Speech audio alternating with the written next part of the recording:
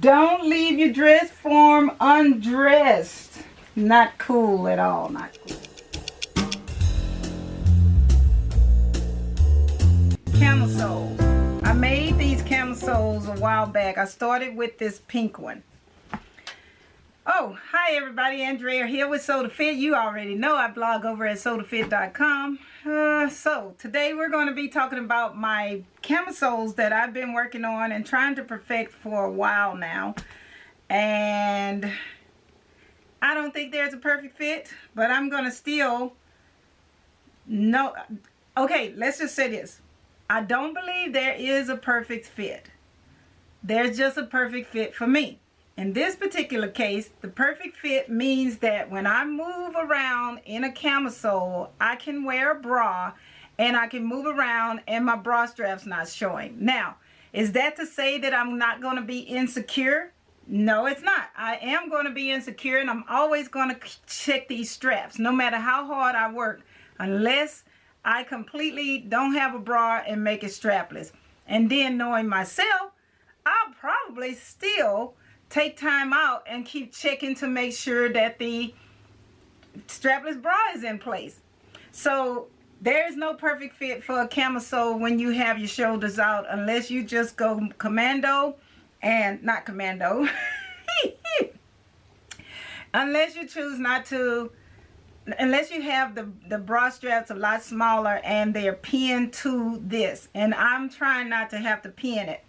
So I tried to make sure the pins, the bra straps are exactly in the place that I want them to be. Now, how did I start this? Okay, let's go with this. I started out probably a year ago when I first created my first block, my pattern block, the one that fits my body.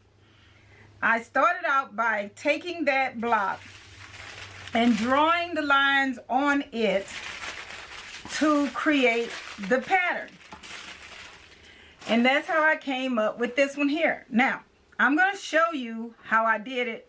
It's simple, simple, simple. You already have a pattern that fits yourself, right? So if you already have a pattern that fits yourself, you're going to have your pattern block, or even a dress that fits you perfectly. You're going to have it laying on the table.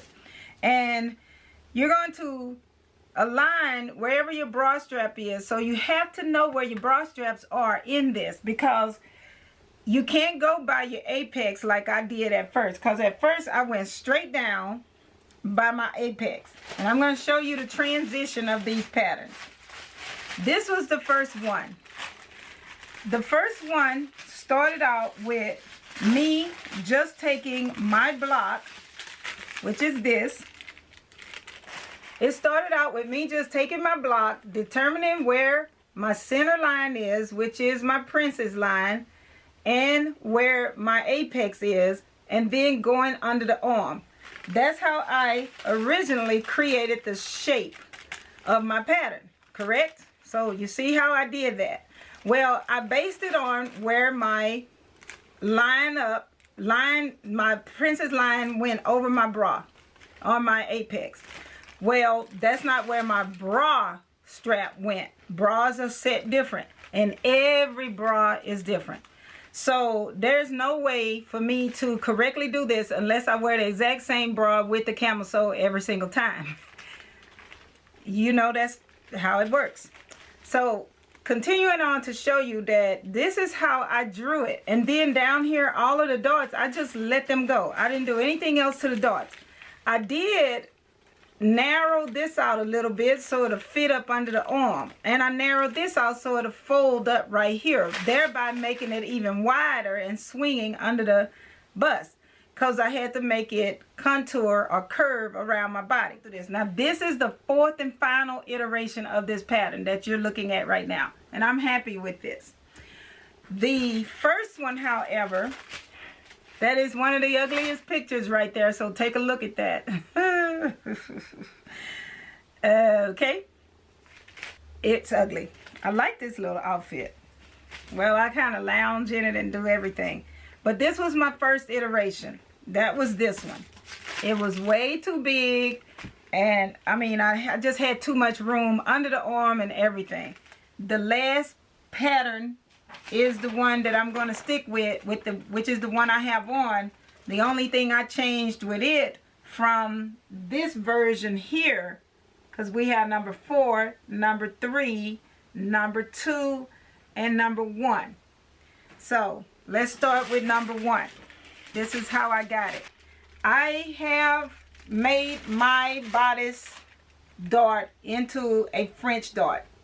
The YouTube video for that tutorial is linked up in the show cards here or in the description below. So don't worry about it. If you want to learn how to create a French seam from a regular dart, it is linked below.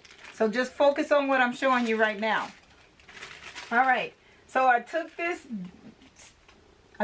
one, and this is my main block, and I knew where I wanted to make what I wanted to make out of it. I knew I wanted a camisole, which means I didn't want to have any of this up here anymore.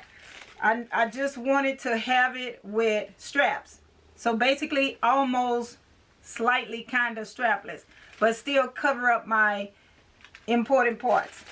So you can see here, this is my mound, my bust mound all up in here. So this area here has to be covered, okay?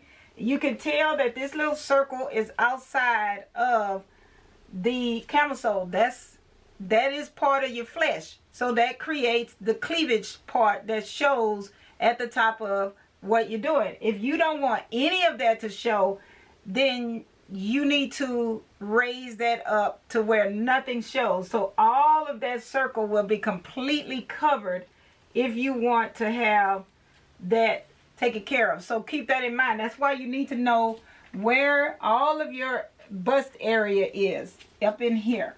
If you were to take your old bra that fits you, cut it up and lay it flat, just flatten it out like a basketball that's been cut open and flattened, that's how much space this will take up laying down flat on the table.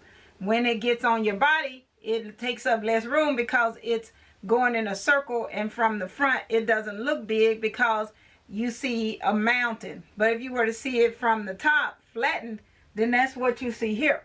So you decide where you want to lift your new pattern from. So what I did is I decided, okay, well, y'all already know we always looking online at different stuff. So we take that information and we say, okay, well, I know I want this to be lifted. I want to take a pattern from my original pattern. And so I know by using my measuring tape, let's get the measuring tape. I know that I'm going to go from my shoulder, the middle of my shoulder, or from my neck, and I'm going to go somewhere above or around here, and I want it to be open right around here. So I'm going to leave my darts exactly where they are. These are my darts. I'm going to leave those exactly where they are. So where am I going to take this pattern from? I got the center here, so I want to draw my center. These are going to be my straps, and so that's what I did, and I put that there, and I said, okay, well, my center front, I'm going to lower it, but do I want it as a V-neck? This is my apex, so I don't want that uncovered, okay? So then over here, I know I want to keep my underarm covered, but I want it even higher, so I come from there and I go up like that, or actually more like that. Okay, so this is my new pattern that I'm making. Now this here, because I'm cutting all of this away, this needs to be changed and get a dart taken out of that, and I need to have a dart taken out of that, which is going to make this dart bigger because it's no longer going to be there, but it is going to make everything open, which is going to make this side seam straighter, which is why my side seams are straight. Okay, so all you're doing with this here is you're just taking it out. Everything, these go away, this goes away. You know where your waist is. You still keep your waist where it needs to be, but you just draw your new lines. That's all you do. And all of this is no good anymore. Okay, so that is my new, this is my new cami top. This is my new cami pattern. Okay, so now this area here is the cami and this area is gone. And then I made my straps to go in there, and that's why you have all these little pieces, these sections here. And then I decided what part of this is going to be my facing. So then I went back and I decided, okay, well, my facing is going to be like that. And so that's what I drew. I drew in my facing. Okay? And it's above that point there. Now, when I came for my second version, I'll tell you what happened with the second and third version as I moved through it. For the back, let's finish this part real quick. For the back, I did the same thing. I went down the same or different depending, but I made sure I came from the same section in the middle at the top, because you got to come from the same area there. So you just make sure you measure, or if you're not measuring, then you take this here and you say, okay, well, I came from there, so I'm going to match it up to here because the armhole, so I'm just going to match it up to here and make sure I came in from the same area there. And now it doesn't matter how far I come down here, but if I went above there, I need to make sure it matches and then do it like that. So now this is my shoulder strap, and now this here is my camisole for the back, and the darts are gone away. You can keep the darts if you want to. It doesn't really matter. If you want to keep the darts, you can keep them. But basically, this is my camisole here, okay, for the back part. All right. As far as this is concerned, the darts are no longer there. You notice I have no darts in the back. I chose that. If you don't want to not have darts in the back, you can keep your dart in the back. That's on you. Now you decide to put your facing, and you measure down the same amount you did on the front. You measure down to get your facing. And you're going to have 3 pattern pieces now. You have 3 pattern pieces already. You have the back, the straps, the back, and the facings. Okay? So you got the back and front and the straps and the facings. The front facing, the back facing, the back part and the front part, and then the straps. You can make one long strap, which is what I did here.